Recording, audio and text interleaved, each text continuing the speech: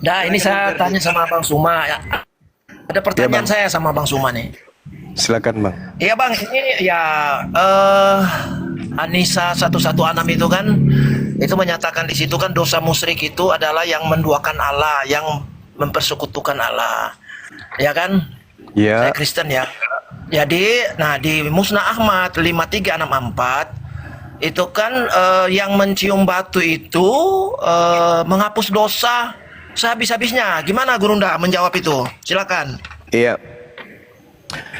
Jadi yang mencontohkan kemudian untuk mengusap Hajar Aswad itu adalah baginda Rasulullah Muhammad sallallahu alaihi wasallam.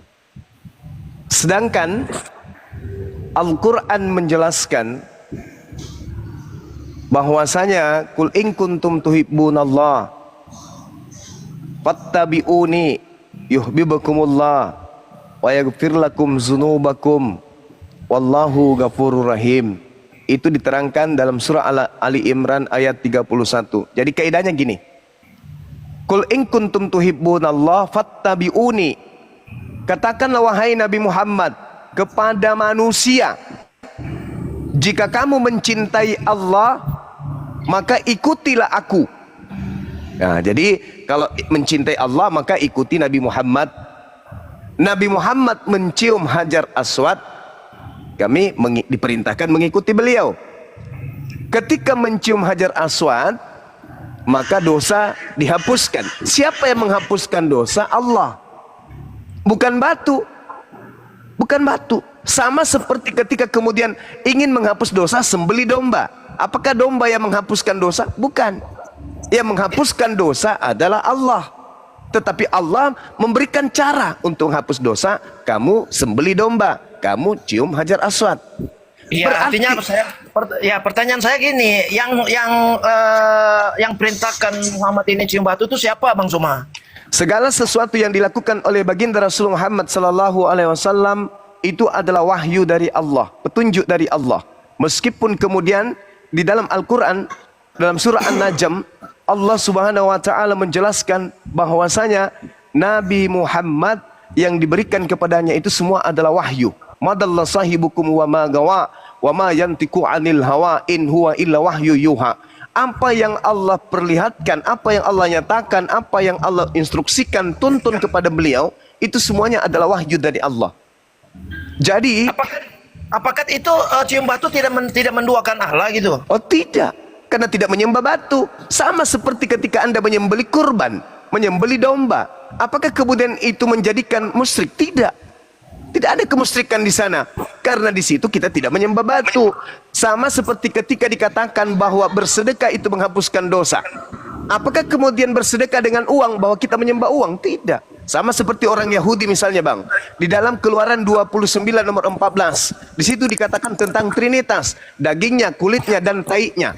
Tai sapi dibakar maka menghapuskan dosa. Apakah kemudian ketika orang Israel membakar tai sapi itu sama halnya dia menyembah kemudian sapi, menyembah tai sapi? Enggak. Itu adalah syarat untuk kemudian Tuhan hapuskan dosa. Salah satunya adalah mengusap Hajar Aswad, salah satunya adalah membakar tai sapi. Bahkan kalau Anda melihat di dalam Yesaya 6 nomor 7 mencium batu bara itu sebagai penebus dosa. Bukan batunya yang menghapuskan dosa, bukan. Tetapi perintah yang kita lakukan sama seperti saya nih. Saya ingin ke Mekah, ingin berziarah ke sana. Apa yang saya perjuangkan, harta saya, waktu saya untuk kemudian sampai ke sana, itulah yang dinilai oleh Tuhan. Bukan batu yang menghapus dosa. Tidak ada dalilnya batu menghapus dosa, Bang. Anda cari. Ya, oke. Anda cari. Ya, saya Anda tidak akan bertanya lagi. temukan Ya, itu. oke, saya tanya lagi. Batu ini kan sudah ada di tempat itu ya. Apakah sebelum Islam ada, abad ke-7, batu ini sudah ada di tempat situ, Bang Suma? Ada. Sudah ada. Berarti kalau sudah ada sebelum Nabi Muhammad 630 ke Mekah, ke Arab. Kalau batu ini sudah ada, batu ini dipakai siapa dulu? Saya boleh tanya kegunaan batu ini kalau memang sudah ada ya. Mereka pakai Ya. untuk apa batu ini dulu? Silakan. Ya, jadi gini, saudara.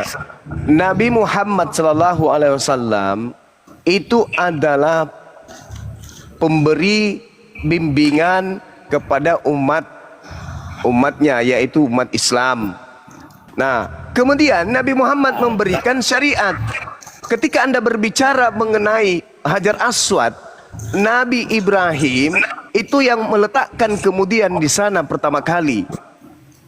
Dialah yang kemudian yang pertama kali meninggikan kemudian batu yang ada di sana. Kemudian diturunkan kepada anaknya Nabi Ismail, lalu kemudian ke anaknya Kedar, lalu keturunannya sampai kepada baginda Rasul Muhammad sallallahu alaihi wasallam. Itu yang ingin saya katakan kepada saudara. Jadi poinnya di sana tidak ada umat Islam menyembah batu, nggak ada. Jadi tidak ada kemusyrikan. Yang musyrik itu yang mentuhankan Yesus Kristus. Karena pencipta langit dan bumi itu bukan Yesus Kristus. Tidak ada nabi-nabi yang mengajarkan Tuhan mereka itu bernama Yesus Kristus. Jadi Kristen inilah yang kemudian yang mempertuhankan Tuhan selain daripada Tuhan, yaitu manusia atau makhluk roh bernama Yesus. Jadi gini, Jadi sebelum ada peradaban agama Islam di situ, itu kan tempat berhala ya, besaran ya. Itu tempat berhala besar-besaran. Ya itu ya Hubal ya. Mereka di situ sudah itu besar-besaran penyembahan berhala di situ. Kalau memang batu Hajar Aswad sudah ada di situ, ya itu saya pertanyakan. Kenapa batu ini dipakai sampai sekarang? Yang pasti batu ini ada di lingkaran penyembah Hubal ini. Ya. Gitu. Justru karena kedatangan Islam itulah yang menghancurkan penyembahan terhadap berhala. Tempatnya yang kemudian dibersihkan oleh Rasulullah, itulah yang dikenali dengan Fathul Makkah. Ketika kemudian datang Nabi Muhammad membersihkan berhala-berhala, lalu ditundukkanlah kemudian orang-orang Quraisy yang ada di sana, lalu batu tugu ini menjadi batu arah ibadah. Dan semua nabi-nabi itu memiliki batu sebagai arah ibadah. Hanya Kristen yang tidak punya batu kecuali ya batunya Yesus yang dijadikan sebagai arah ibadah. Di dalam kitabnya orang Yahudi yang Anda ambil secara tidak sah, di dalam kitab Kejadian 28 nomor 22, di situ berbunyi gini. Dan batu yang kudirikan sebagai tugu ini akan menjadi rumah Allah. Dari segala sesuatu yang engkau berikan kepadaku akan selalu kupersembahkan 1/10 kepadamu. Itu sudah diajarkan oleh Nabi Ibrahim alaihissalam. Yang Kristen ini yang bermasalah. Kenapa Anda menjadikan kiblat Anda kepada batu sakarnya Yesus? Itu kawan, masalah itu. Karena Nabi Yakub. Cuma, aduh saya masih pingin sekali ya dialog, tapi saya ada tamu ini. Cuma minta maaf ya, bos. Kenapa Ya, giliran batu tamu sakarnya Yesus langsung Ya, lari? lanjut ya. Ya, nggak apa-apa. Lanjut, Saya sudah silakan. hafal. Makasih Bang Juma, Bang Juma. Sama-sama saudara. Ya. Penyembah batu sakar Yesus. Ya, baik. Yang lain. Sebelum lari, apakah dia mau tanggapi dulu guru? Nggak berani karena dia tahu bahwa Kolose 2 nomor 9 Kristen itu penyembah batu sakar. Kristen tahu kalau Bang Suma bawa Kolose 2 nomor 9, Kristen ketahuan kalau Kristen itu menyembah batu zakarnya Yesus. Ya kita sapa dulu Bang Suma, ini ada tamu Bang Tony Simamora. Selamat siang Bang. Bang Tony dibuka dibuka mute-nya. Bang Aleta. Iya. Bang Aleta. Iya Bang. Siap Bang. Bang Kristen Islam Bang. Assalamualaikum warahmatullahi wabarakatuh. Muslim Bang. Waalaikumsalam. Saya Bang singkat Tony, saja Bang. Saya cuma mendoakan Bang Zuma, semoga Allah Subhanahu wa taala selalu memberikan kesehatan kepada beliau. Amin.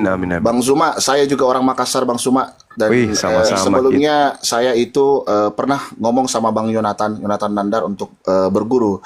Tetapi sepertinya hati saya ini condong kepada Bang Zuma. Mudah-mudahan saya diberikan kesempatan untuk bisa berguru juga kepada Bang Zuma.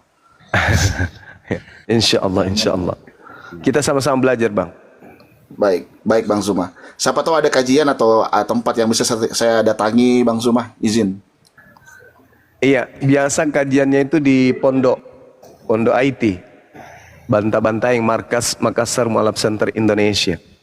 Baik, insya Allah saya cari Bang Zuma. Makasih banyak. Terima kasih banyak host. Ya. Saya Sama pamit. Bang. Assalamualaikum warahmatullahi wabarakatuh. Waalaikumsalam. warahmatullahi wabarakatuh. Bang Tony, aduh Bang Tony, wah turun. Tampaknya Bang Tony naik hanya report saja nih Bang Tony ya.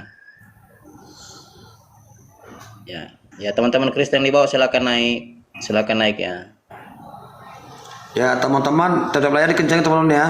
Ada lapang dari bawah agak lag nih ya. Dikencangin tetap Ya, layarnya agak lag. biar belum kita kencang. Agak berat komal ya.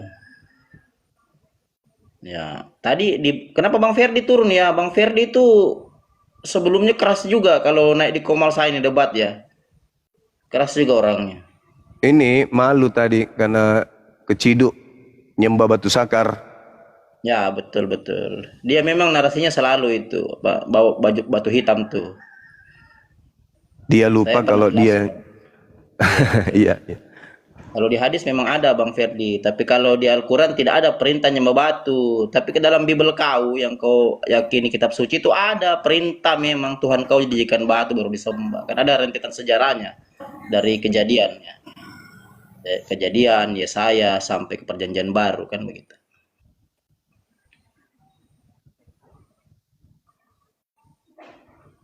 Padahal dasar tentang batu hitam kan sudah dijelaskan itu sebenarnya dalam apa? Saya pernah debat di sini dengan pendeta Sapa tempo hari yang dari Partai Kosta. Dia katakan itu apa? Bahwa Islam itu menyembah Ka'bah yang dibuat oleh siapa tuh? Oleh Quraisy katanya. Saya bilang Bang, di ayat Bible Abang banyak itu yang Islam itu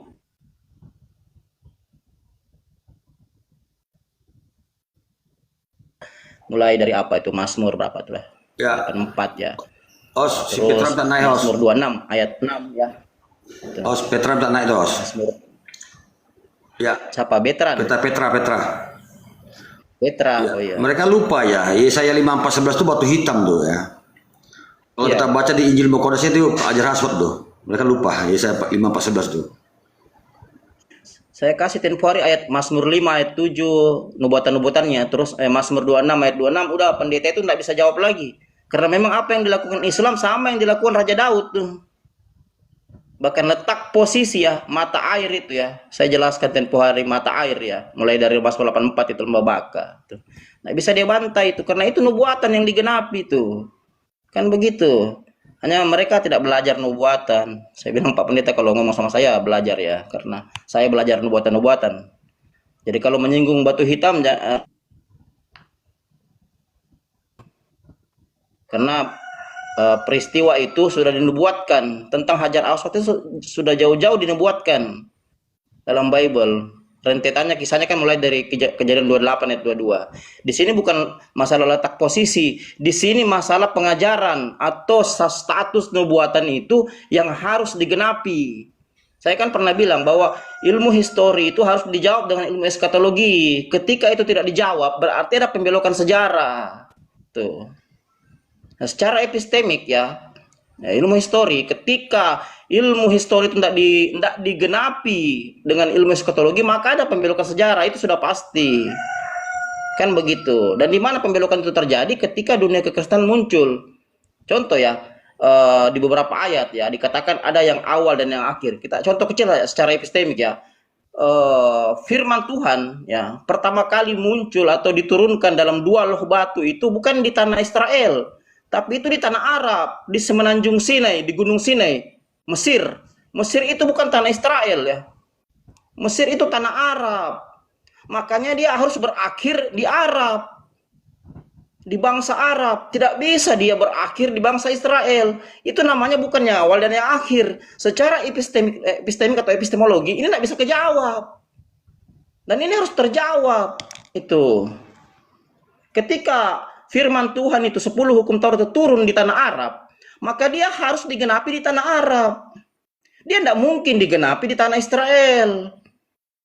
Mengingat kejadian 17:20 perjanjian antara Abraham dan Ismail itu adalah masternya. Master di mana yang awal dan yang akhir itu. Makanya dia turun di tanah Arab. Kenapa 10 firman Tuhan tidak diturunkan di tanah Israel? Kenapa di tanah Arab? Mesti di semenanjung Mesir. Nah, ini mereka tidak belajar secara epistemik. Kalau saya pelajari itu. Jadi ini tidak bisa muncul awalnya di tanah Arab, berakhirnya di Israel. Tidak bisa, tidak ada cerita seperti itu. Itu membelokkan sejarah. Terjadi pembelokan sejarah, apalagi dia turunnya di Roma. Tidak mungkin seperti itu. Karena Bible, perjanjian lama, tanah Yahudi itu menubuatkan yang awal dan yang akhir. Ketika firman itu turun di tanah Arab, maka dia harus berakhir di tanah Arab. Dia tidak bisa berakhir di tanah Israel. Abraham saja. Abraham ya, sosok penerima perjanjian kekal itu bukan orang Israel. Abraham itu orang Irak, Mesopotamia, Irak tuh, tanah Arab. Maka dia harus berakhir di tanah Arab. Itu secara epistemik tuh. Ini mereka tidak pelajari. Makanya ketika saya berdiskusi dengan akademik Kristen, masalah yang fundamental begini, mereka pada lari tuh, tak jamin lari, karena tidak mampu menjawab tuh. Apalagi di tanah Roma. Israel saja berdekatan itu dengan Yerusalem, apalagi kalau sampai di jauh hal sampai di tanah Roma, tidak mungkin, terlalu jauh jaraknya itu. Kan begitu. Coba perhatikan, belajarlah ilmu geografi, tutorial belajar tuh. Tidak mungkin ya. Ya, karena tanah Yahudi tidak pernah menubuatkan firman Tuhan itu harus berakhir di tanah Roma. Di Israel pun mereka tidak jawab tuh. Tapi sekali lagi, bangsa Yahudi itu adalah bangsa memang yang terkenal selalu membelokkan sejarah. Kan begitu. Kalau bangsa Roma itu terkenal dengan asimilasi paksa budaya, itu bangsa Roma tuh. Secara epistemika seperti ilmu historia seperti itu. Kan begitu. Beda bangsa Israel. Makanya peristiwa Ismail dengan Ishak itu dibelokkan sejarahnya.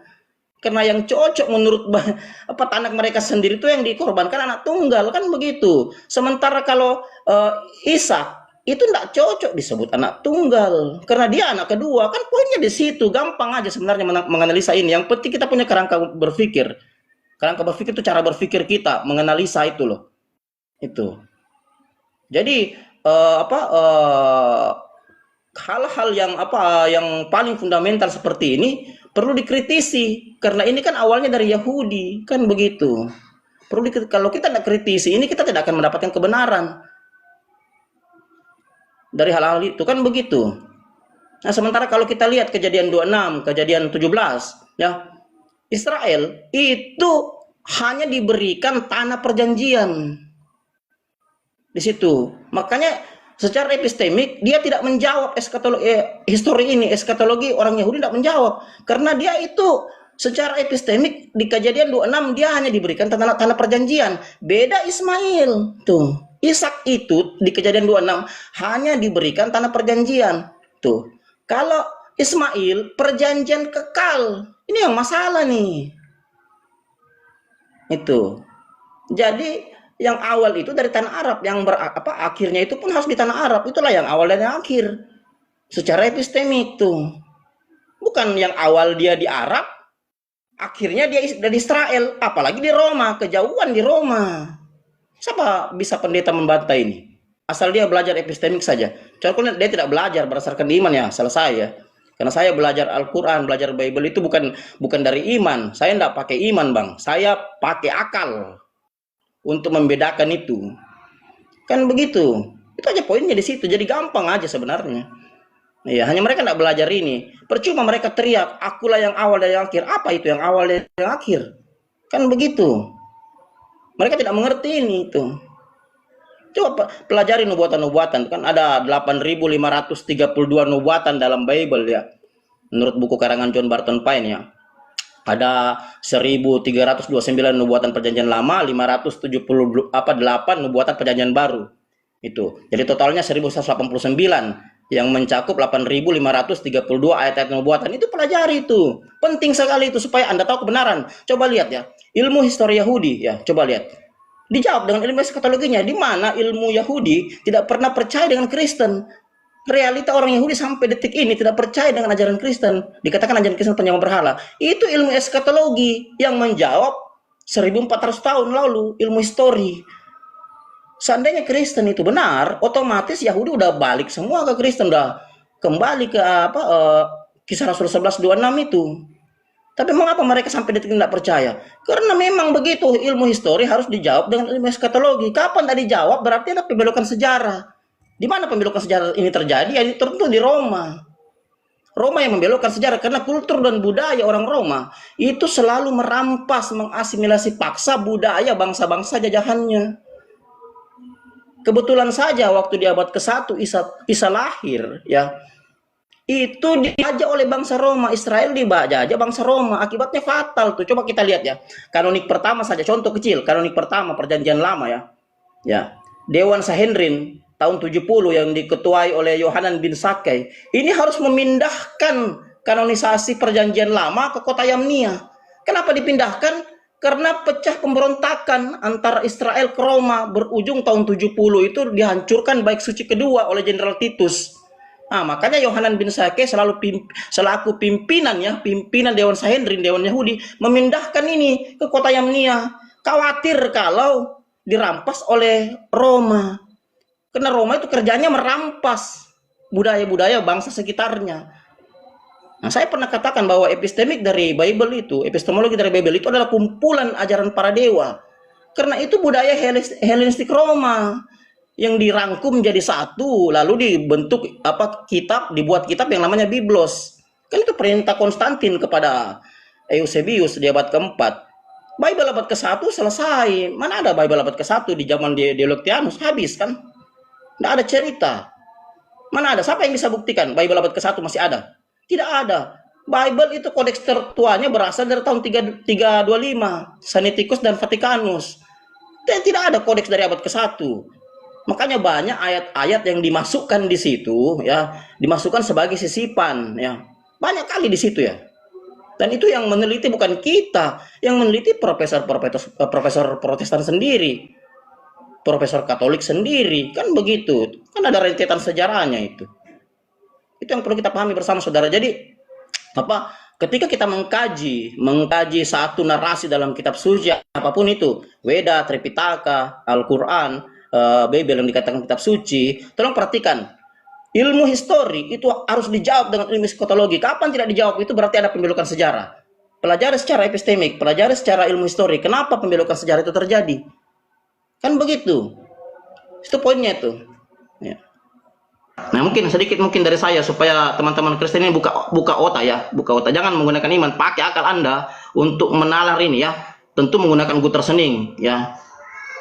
Penalaran yang baik gitu. Pelajari nubuatan-nubuatan secara holistik atau keseluruhan gitu, Bible Anda, supaya Anda mengerti bahwa telah terjadi asimilasi paksa besar-besaran ya yang dilakukan Roma ya kepada bangsa Israel, kepada kekristenan dengan melakukan genosida, segala macam pematian, pembunuhan, lalu mengambil budaya Kristen itu sendiri. Dari hasilnya itu keluarlah delik Milano. Itu yang Anda perlu pelajari ya, supaya jangan terkungkung dengan doktrin dan dogma yang selama ini kalian tanam tuh, diajari secara turun-temurun tuh. Itu yang perlu itu.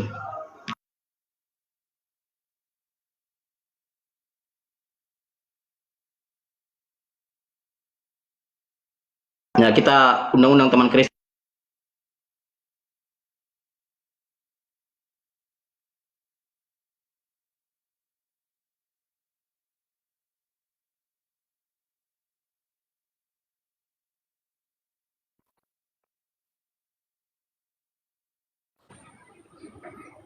Nah gitu dong. Selamat siang Bang Juma. Bang Juma, selamat siang. Iya, selamatkan siang. Gimana Ya. Saudara Petra? Boleh tanya Bang Juma, Bertanya, silakan. Nabi Allah itu ada berapa? Nabi banyak, utusan Allah itu banyak. Ada berapa? Banyak. Ya banyaknya ada berapa?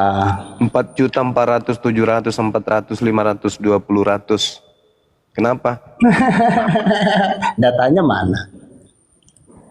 Datanya ada di majalah Tempo. Oh, majalah Tempo, bukan di Al-Quran. Bang. Nggak ada dia. Bukan di Al-Quran. Nggak ada. Berarti Kalau kami Tuhan berbicara bukan di Al-Quran. Kalau Tuhan Iya. ada berapa, Petra? Tuhan itu ada berapa? Hah? Jawab dulu. Ya sudah ku Di jawab. antara nabi itu Sekarang yang kamu saya tanya, katakan tadi Tuhan itu ada 4.400.000. berapa? Nah, Tuhan itu jawab ada dulu. berapa, Yang Petra? kamu katakan kan Nabi itu kan ada 4 juta. Di Ada antara 4 juta 500 itu juta. yang mengawini bocil siapa? Apa? Di antara nabi itu yang berjuta-juta itu siapa yang mengawini bocil?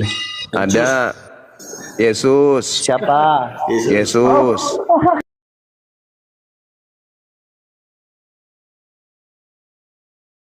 Yesus. Datanya mana? Datanya berapa banyak? Kan Yesus yang Tuhan kan? Dia minta jatah Datanya perawan. mana? Yang Bilangan nabi, bilangan 31 dia minta jatah perawan itu siapa? Yesus kan? nabi itu yang kamu katakan 4 juta. Di antara 4 juta nabimu itu, nah, siapa yang mengawini bocil? Tidak ada yang mengawini bocil, nggak ada. Nggak ada ini coba. Oke, saya sudah jawab. Nah, sekarang saya tanya, Tuhan ada berapa? Jangan kabur kamu. Tuhan Al ada Bukhari, berapa, Petra? Nomor 5134. Tuhan ada berapa, Petra? Menikahi Aisyah ketika belia. Masih Berusia bagus 6 tahun. itu. Coba. Masih bagus. Itu masih Berusia 6 tahun, bagus. apakah tahu tentang pernikahan? Ya, diam, saya jawab. Itu masih bagus. Nabi Muhammad menikahi anak kecil, masih bagus. Ya. Daripada di Bocil, kamu berarti Tuhan diakui. kecil, Tuhan Berarti kecil memecah perawan. Berarti Hadis diakui. Maria. Tuhan imut, Tuhan bayi memecah perawan. Gimana dong? Berarti kamu akui ya bahwa Muhammad mengalami. Kamu akui nggak bahwa Tuhan imut Jawab memecah dulu, perawan? jawab dulu. Kamu akui nggak? Menikahi bocil Kamu 6 tahun. akui Nah, tidak? sekarang ku Tuhan tanya, imut memecah perawan. apakah anak usia 6 tahun tahu tentang pernikahan? Mampus. Mungkin saja Masuk aja, Bang nah. Petra ya. Masuk neraka aja bang. Nggak usah kamu bahas Nabi Muhammad. Kalau kau benci aja, nggak usah kau bahas itu. Yang harus kamu tahu itu adalah Tuhan bayi. Ada Tuhan jadi bayi ke dunia pecah perawan. Nah itu yang kamu harus pikiranmu harus kau pikir itu. Kalau manusia memecahkan perawan itu wajar. Tapi kalau Tuhan yang memecahkan perawan, nah itu yang kurang ajar.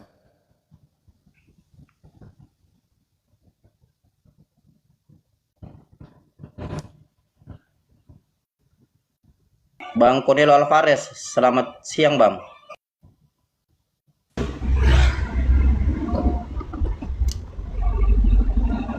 Ya, mungkin harus Bang Dalbo yang sapa ini. Iya, Bang Dalbo. Iya. Silakan Bang. Sini siap-siap mau zuhur. Silakan.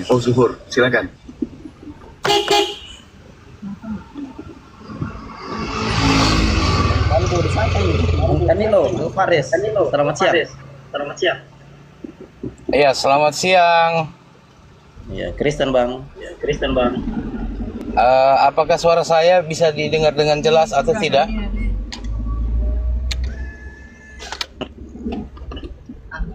Awas, tunggu.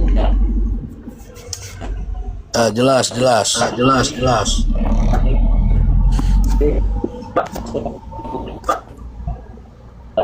Kanelo, Islam Kristen Bang, Kanelo. Anda no pula nih, Kanelo. Canelo, Iya. Ini tuh rumahnya tuh. Ini. Kanelo Islam Kristen. Saya Kristen.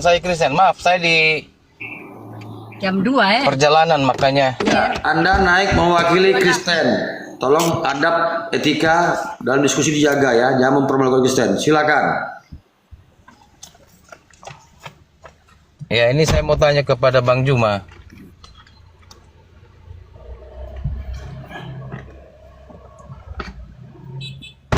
Silakan teman-teman Kristen yang naik, jangan ya, mempermalukan Kristen sendiri. Silakan Bang Cornelio. Tapi Bang rumah ini persiapan duhur ya. Kalau Bang Suman vakum sebentar atau mungkin tidak bisa menjawab karena beliau tidak ada di tempat ya. Karena beliau masuk ya. Di sini posisi masuk sholat duhur Bang. Ya. Mungkin teman yang lain bisa jawab. Ya, silakan Bang Cornelio. Apa pertanyaannya? Silakan. Oke, baik. Saya ingin tanya. Sekarang ini kan bulan puasa. Sehingga teman-teman dari Muslim itu menahan diri dari godaan dan hawa nafsu.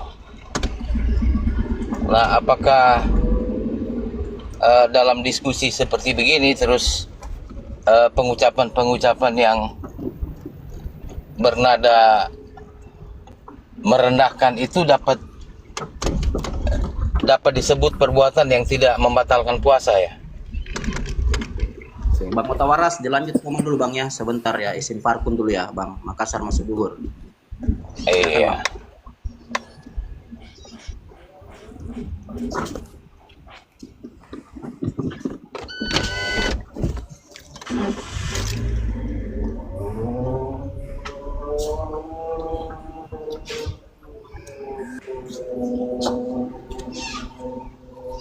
Bang, Makassar masuk duhur Bang. Bang tukang daging. Liter Bang. Ya. Silakan Bang. Silakan. Mungkin bisa dijawab pertanyaan Bang Kenelo, silakan.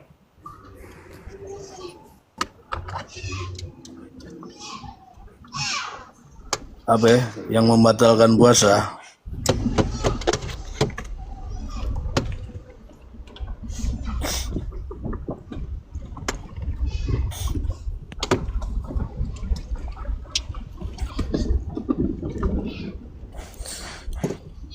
Yang kalimat-kalimat yang mana maksudnya? Oke, saya ulangi lagi. Tadi kan ketika terjadi percakapan kan saya mendengar ya, jadi ada kalimat yang diucapkan, misalnya oh Yesus gini gitu, yang nadanya itu kan merendahkan begitu. Jadi apakah kalimat-kalimat seperti itu yang diucapkan oleh orang yang berpuasa itu tidak masuk dalam kategori puasanya batal ya? Contohnya apa? Kalimatnya contohnya apa? Ya kan Bapak sudah ada di Komal ini dari tadi kan, pasti kan sudah mendengar. Kalau bilang Yesus bukan Tuhan ya, itu bukan penghujatan. Edukasi malahan itu. Iya, maksud saya tanya aja, karena kan yang tadi kalimat-kalimat yang lain, bukan yang itu gitu ya. Artinya dalam berpuasa itu apakah menyebut begitu tidak membatalkan gitu ya? Yang membatalkan itu makan, minum, berhubungan suami istri, ya, itu baru batal kalau puasa. Oke. Jadi kalau kalimat enggak masuk ya? Ini kalimat yang mana? Ini benarkah Tuhan itu Tritunggal? Tidak benar, itu bukan penghujatan. Malah penghujatan. Itu memberikan keterangan yang benar malahan itu. Nggak ada Tuhan Tritunggal.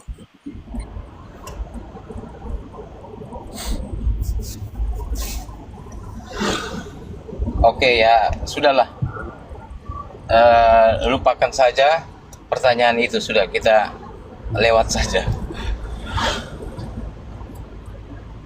Iya. Ada beberapa kali kemudian baginda Rasulullah Muhammad SAW memimpin perang, bahkan pada saat bulan suci Ramadan. Jadi membasmi hama, kekufuran, kekafiran, membasmi orang-orang fasik dalam hal ideologi, itu adalah amal di dalam Islam. Ketika menyadarkan orang-orang zalim, mengajarkan boneng katanya. Iya, perintah daripada Allah itu jelas sekali bahwasanya kenapa Allahmu itu jadi germo yang menyediakan 72 lonte-lonte itu apa? Monggo ya naik. Nah, ini yang kayak begini nih. Jadi kalau saya sampaikan kemudian dengan cara tegas berdasarkan Al-Qur'anul Karim, illal ladzina zalamu minhum,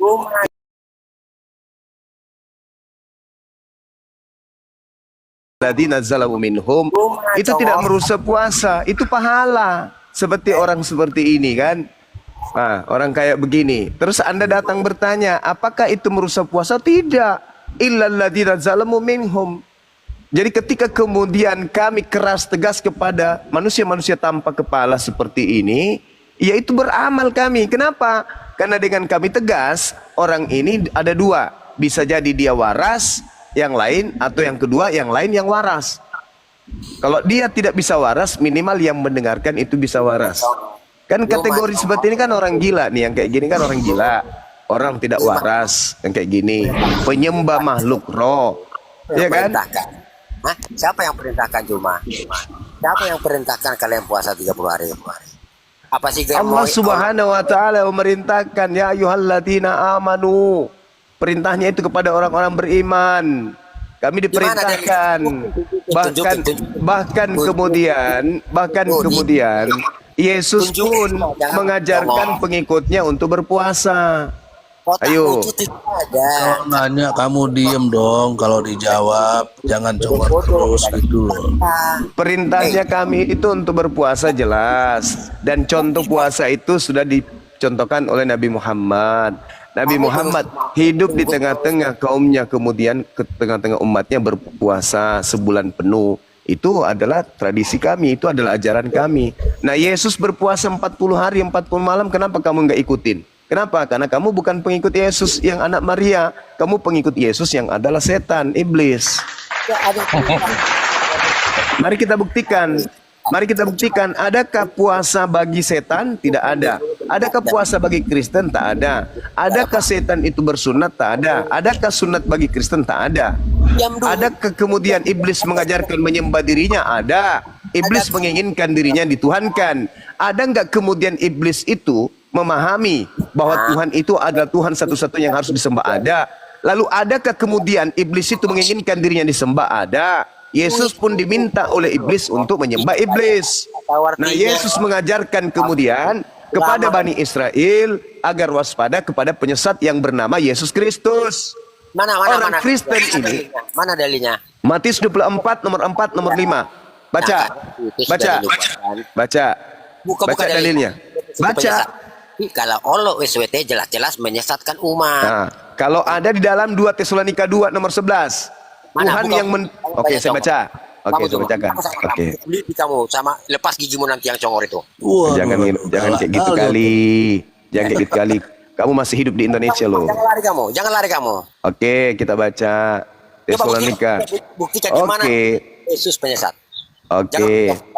Oke, baik. Bacakan 2 Tesalonika 11. Saya baca ya. Wahai penyembah Kristus penyesat. Baca. Ngerti nggak kamu diskusi? Dan itulah sebabnya Theos mendatangkan kesesatan atas mereka, kepada mereka, yang menyebabkan mereka percaya akan dusta. Nah, tuh buktinya bahwa Theos mendatangkan kesesatan. Kemudian Yesus berkata di dalam sabdanya, waspadalah kepada penyesat yang mengakui Yesus dan berkata, akulah Kristus. Kristus itu adalah gelar penyesat. Nah, sedangkan Kristen ini adalah pengikut Kristus. Kristus yang mana yang Kristen ikuti? Kristus yang tidak bersunat. Makanya Kristen tidak bersunat. Siapa yang tidak bersunat antara iblis dan Yesus? Yesus bersunat, iblis tidak bersunat. Berarti Kristen ini adalah pengikut iblis. Itu. Kutanya dulu samamu. Apakah kemudian setan itu bersunat? Yang modal. Apakah Kristen bersunat? Tidak. Apakah Yesus bersunat? Bersunat. Berarti Kristen ini pengikut iblis. Kan gitu. Iya kan? Iya dong. Iya dong. Contek kitab. Apa gelar penyesat menurut Yesus? Gelarnya adalah Kristus. Siapa pengikut Kristus? Kristen. Berarti Ya kan, Kristen Pak. pengikut Kalau kalian itu kan iblis. Kan gitu. Jangan emosi, santai, santai. adalah germo Santai. Jangan menyediakan, emosi, jangan emosi. Jangan emosi. Apa Luten? menyediakan wanita Jangan- penghibur itu siapa? Jangan emosi, santai, jangan emosi, Yang santai. menyediakan wanita penghibur itu siapa? Itu namanya apa? Santai. Di Biasanya- dalam Matius 19 nomor 29, pengikut Yesus disiapkan 100 istri. Itu ciptaan apa memang? Bicara sendiri dia, sudah mulai gila dia. Sudah mulai gila teman-teman. Dia bidadari itu dari mana? Sudah mulai gila. Yesus menjanjikan 100 istri bagi pengikutnya nanti di surga. Tertulis di Matius 19 nomor 29.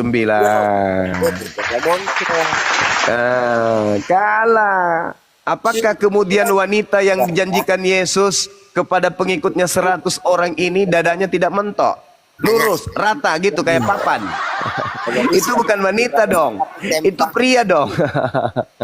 Alamak. Gua ada tahu laki-laki sama pakai sembak gundal gandul itu. Ngomong apel kumur-kumur sema. Itu jelas agama setan.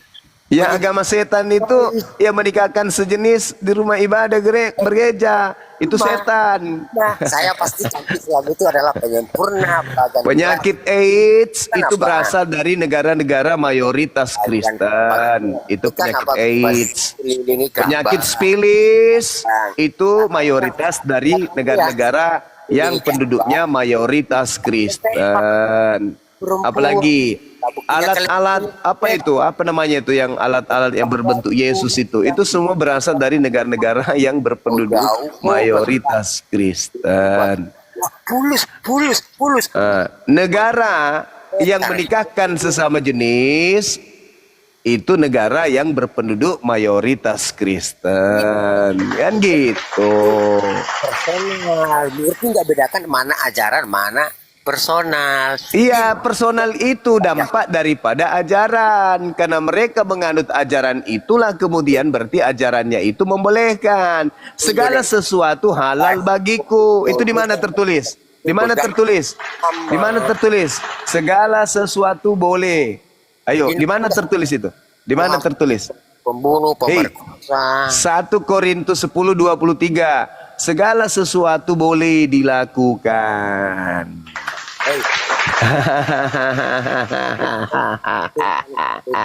Enggak kayak 1 Korintus 10:23. Segala sesuatu diperbolehkan, tetapi tidak semuanya berguna. Segala sesuatu diperbolehkan, tetapi tidak semuanya membangun. Ya, itu di agamamu itu dalilnya ada. 1 Korintus 10 nomor 23. Segala sesuatu dibolehkan di dalam agamamu. Boleh tidak di dalam agamamu menggauli ayam? semua tuh. Boleh nggak? Itu segala sesuatu dibolehkan. Punya adab ya. 1 Korintus 10 nomor 23. Boleh nggak dalam agamamu menggauli jendela? Lubang pintu? Boleh. Mana dalilnya? 1 Korintus 10 nomor 23. Menggauli Boleh binatang. nggak kemudian di dalam agamamu senjatamu masuk sendiri ke anusmu? Boleh. Mana dalilnya? 1 Korintus 10 nomor 23. Boleh nggak di dalam agamamu kau kemudian menggauli anak kandungmu sendiri? Boleh. Mana dalilnya? 1 Korintus 10 nomor 23. Boleh nggak dalam agamamu menggauli emakmu? Boleh. Dalilnya 1 Korintus 10 nomor 23. Begitu. Ada dalilnya.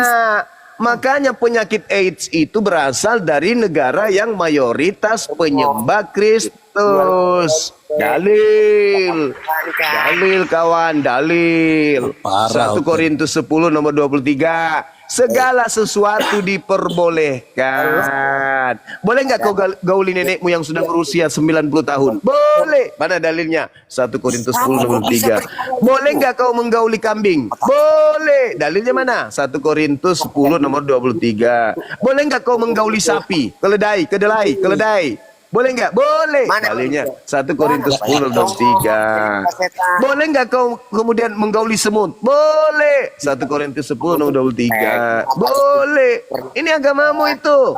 Agamamu itu membolehkan segala sesuatu. Dalilnya ada. Ada dalilnya.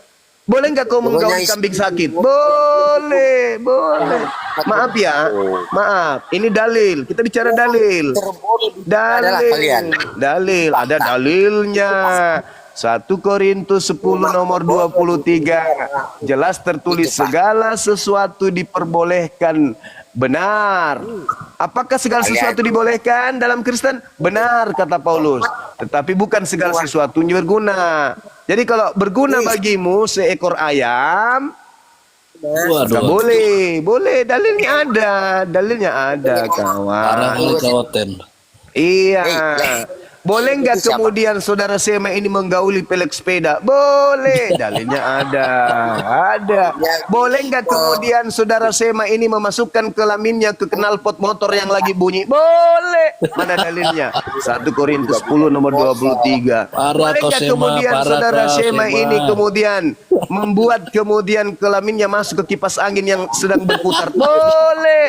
Mana dalilnya? 1 Korintus 10 nomor 23. Ada. Boleh nggak kemudian saudara Sema ini memasukkan kelaminnya kepada roda beca yang lagi berputar? Boleh. Mana dalilnya? 1 Korintus 10 nomor 23. Ada. Lengkap. Boleh nggak kemudian saudara Sema ini memasukkan kelaminnya ke blender yang sedang mutar? Boleh. Mana dalilnya? 1 Korintus 10 23. Jangan menghujat kawan, jangan. Karena kenapa? Hujatan itu disediakan sendiri oleh kitabmu. Oke? Ya, tapi jangan kau coba nanti ya. Oh, ternyata Bang Suma katakan boleh saya jepit punyaku di jendela. Jangan kau ikuti itu. Ya, jangan kau ikuti. Jangan kau stres. Oke, dilanjutkan teman-teman, silakan. Kalau ada yang lemah. Oh benar tuh ada dalil itu. Ada, 1 Korintus 10 23 ada. Iya. Jadi memang para ajaran Kristen ya teman-teman ya. Semua serba boleh ya. 1 Korintus 10 nomor 23. Ini parah ini. Ini orang tuh ya berbuat sesuka hatinya. Adapun adab, moral, ya sopan santun, basa-basi cuman ya. Atau hanya sekedar pragmatis ya. Kalau diperlukan pakai gitu ya, sopan santun. Nggak perlu itu ya, nggak ada gunanya ya nggak perlu pakai ya. Misalnya ya dalam perang ya, nggak ada aturan itu. Mau bantai anak kecil, orang tua nenek, sikat semuanya. Gitu.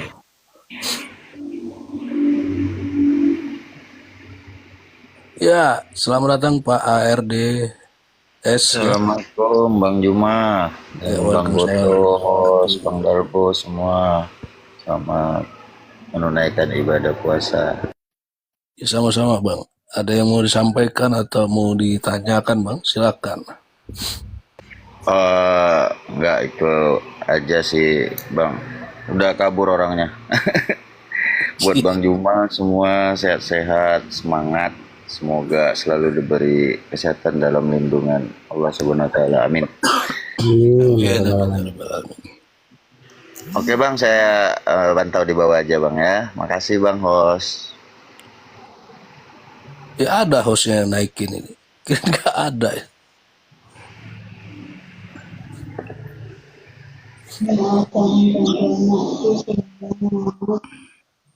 Selamat datang Bang Accelerator.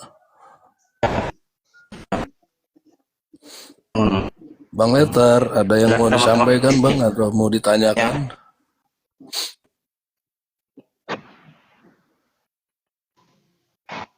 Ya, silakan.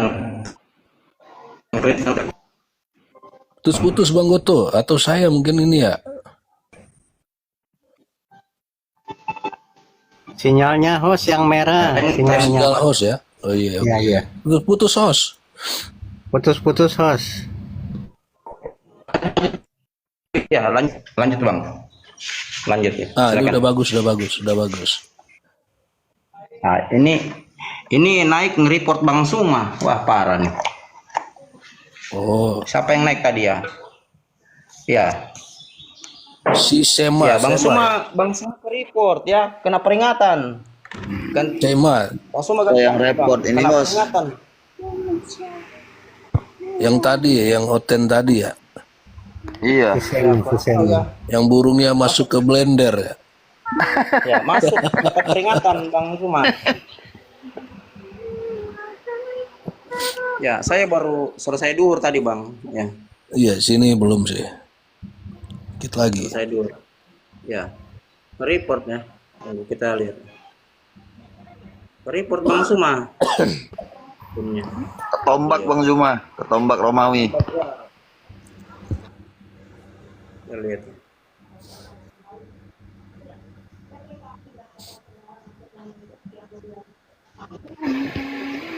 Penyakit ini kalau udah Mungkin beliau dulu ya. report mainannya. Iya, ini Bang Letter belum ada suaranya ini. Assalamualaikum, selamat siang Bang Letter. Ada yang mau disampaikan? Sudah naik ya. Beliau sudah naik ya. Kena tendangan penalti tambah bayangan kita ini, kawan-kawan. Ya, dilanjut dulu Bang Goto, gantian kita ibadah yuk, gantian. Lanjut dulu Bang. Oke, Sudah Bang. saya selesai, Bang. Sudah selesai saya, sudah selesai. Ya, silakan. Jadi silakan Bang Art, mungkin Bang Letter, Bang Letter. Selamat siang Bang.